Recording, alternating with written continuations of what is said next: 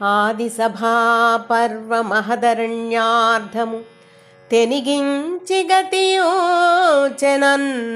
కవి.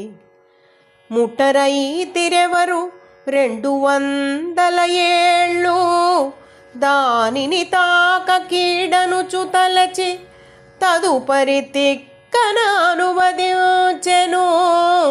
భారతమరణ్య ఉత్తరార్ధము వదిలి మరి 100 ఏళ్ళైన మాన్యులు తెనిగించరెవరు.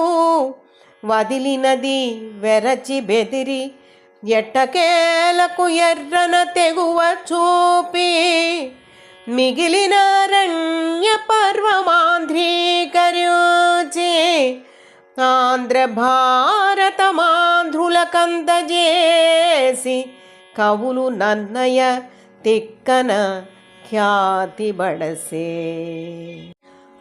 ఆంధ్ర భారతమాంధ్రులకందజేసి కవులు నన్నయ తిక్కన ఖ్యాతి బడసే.